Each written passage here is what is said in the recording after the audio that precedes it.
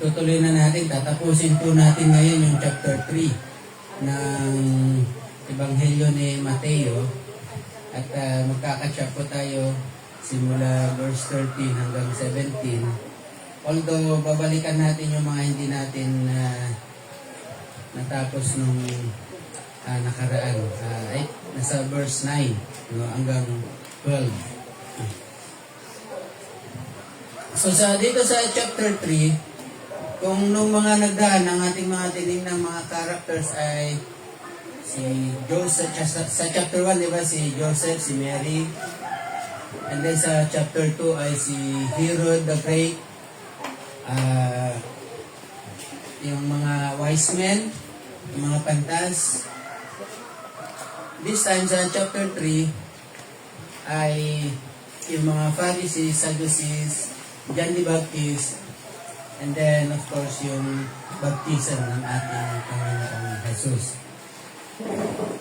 Didiscuss natin of course kasi kung ang baptism, water baptism ay resulta or bunga ng ating pagsisisi, ang Panginoong Jesus wala namang kasalanan.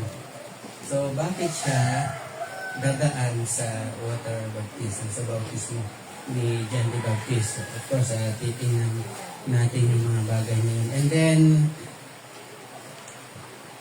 napag-aralan natin yung iba't ibang mga theological na mga bagay dyan, katulad ng repentance. Okay, napag-usapan natin yung repentance, na ang repentance ay hindi ka lang nagiging sorry sa mga nagagawa ng pagkakasala. Yung, ay, pasensya na po, nagawa ko. Hindi po yun. Okay, ang repentance is yung pagtalikod sa kasalanan at huwag nang babalikan. So, repent is about face or 180 degrees na pagtalikod sa kasalanan. And then, tinignan din natin yung water baptism. Kaya sa church po natin, talagang binibigyan po natin din ng halaga yung water baptism kasi bahagi siya sa church, even dito pa sa mga ebanghelyo ay ginagawa na yung water baptism. At ang water baptism na nakasanayan po natin is yung paglubog, immersion. Okay, ilulubog. And then may encounter tayo dito ng mga bagong theology katulad ng baptism of the Holy Spirit. And then yung Trinity. Ma-encounter natin dito ang isa sa mga proof ng existence ng Trinity. Ulitin ko po, isa sa mga major na belief po natin ay there is only one God. Agree ba kayo? Isa lang ang Diyos? Sure kayo, hindi siya tatlo? Isa lang. Pero bakit mayroong God the Father? Bakit mayroong God the Son? Bakit mayroong God the Holy Spirit? Ang lahat ng yan ay manifestation ng Diyos because God the Father, ang Diyos natin, si Yahweh, ay Spirit po siya. And then, kailangan niyang bumaba dito sa lupa at magkatawang tao in the form of our Lord Jesus Christ. Kaya nga siya tinawag na Emmanuel or God with us. At pinangalanan siyang Jesus dahil ililigtas niya, yun ang kanyang magiging mission. Iligtas niya ang sangkatauhan. Pero isa lang po ang ating Diyos at nagmamanifest siya in 3 persons as we read yung from itong ating Bible from Genesis to Revelation. Ang God the Father, God the Son, and God the Holy Spirit. Ulitin ko hindi sila tatlong Diyos. Isang Diyos yan in 3 persons. And yung word na Trinity, hindi mo yan mahanap sa Bible kahit na pagbalik-balik ka rin mo yan mula sa cover hanggang sa cover. Hindi mo po mahanap ang Trinity dyan because ang Trinity is just a word to describe, to distinguish itong tatlong persona ng Panginoon, ng Diyos natin. So makikita rin naman natin ito nasa verse 16 hanggang 17. But before that,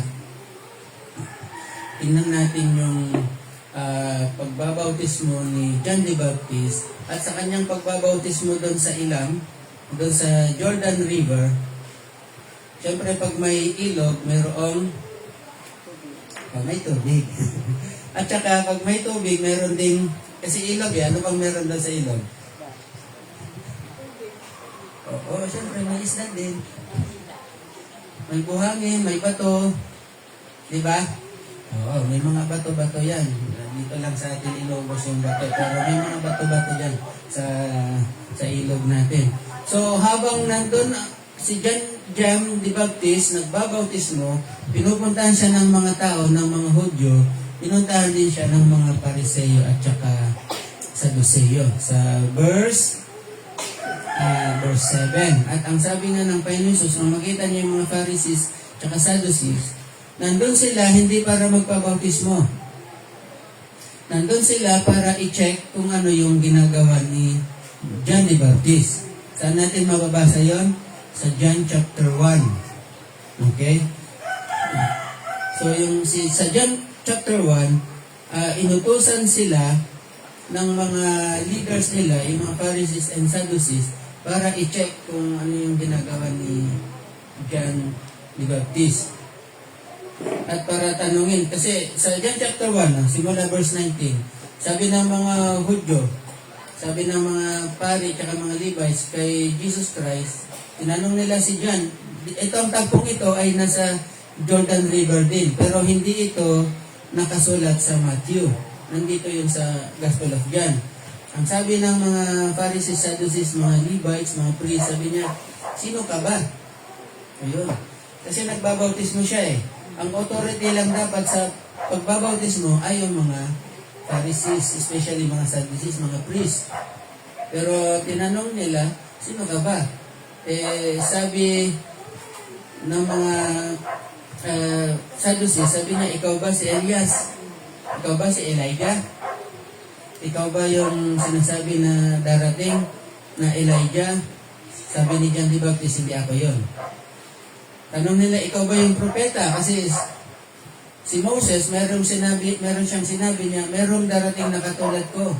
Merong darating na isang propetang katulad ko, sabi ni Moses. So tanong nila, ikaw ba yung propeta ang tinutukoy ni Moses? Sabi ni John, hindi ako yon. Sabi ng mga Levites, sino ka ba? Bigyan mo kami ng sagot. At doon nga papasok yung sinabi ni John the Baptist na ako yung voice in the wilderness. Prepare the way of the Lord. Make straight yung mga path. Okay, nasa John chapter 1. Yun, simula verse 19. At pagkatapos sabihin ni John the Baptist yun, sinabi niya, mga lahi kayo ng mga ulupong. Nandito yun sa Matthew. Wala doon sa John. Okay. Sa Matthew, sabi niya, kayong mga lahi ng mga ulupong. Sino ang nagbabala sa inyo pang makatakas sa puot na darating? Sabi niya, mamunga kayo ng nararapat sa pagsisisi. And then yung kadugtong niya, verse 9, at wag ninyong sabihin sa inyong sarili, si Abraham ang aming ama. Sapagkat sinasabi ko sa inyo, na kaya ng Diyos na gumawa ng mga anak ni Abraham mula sa mga batong ito, sabi niya. Di ba sa Jordan River sila? Nakita niya yung mga bato doon. Mula sa mga batong ito. Imposible ba yon sa Diyos? Imposible ba? Hindi. Hindi nakakapagtaka na mamaya lalabas, magkakaroon ng kamay yung bato, tatayo yon, magiging tao. Kaya yun ng Panginoon. Kasi tayo mismo, saan ba galing, paano ba nilikha ang tao? Alam niyo ba? Of course, alam niyo na yan. So, galing sa alikabok at ginawang clay ng Diyos, pinormahan niya, hininga niya, at ang tao ay naging isang buhay na nilalang, become a living being. Kaya sabi niya, kayo na kaya ng Diyos na gumawa ng mga anak ni Abraham mula sa mga batong ito. Ngayon pa lamang, verse 10, ay nakalagay na ang palakol doon sa ugat. Hindi sa mga sanga, hindi sa puno mismo, kundi doon sa ugat. Okay, yung ugat, yung pinakabuhay ng punong kahoy. So, doon sa ugat, ang bawat punong kahoy na hindi mabuti ang bunga, take note hindi sinabi dyan ng punong kahoy na hindi namumunga, kundi yung hindi mabuti ang bunga. Yung bunga ba na pangit yung kanyang, yung puno na pangit yung kanyang, meron niyang bunga pero pangit. Ibig sabihin ng pangit yung, kung sana matamis yan, dapat matamis, pero hinog na, mapakla pa rin, tapos meron parang sira-sira sa loob. Okay? So, yun ang hinahanap ng Diyos is yung bunga ng pagsisisi, yung bunga na nagbabago sa isang tao.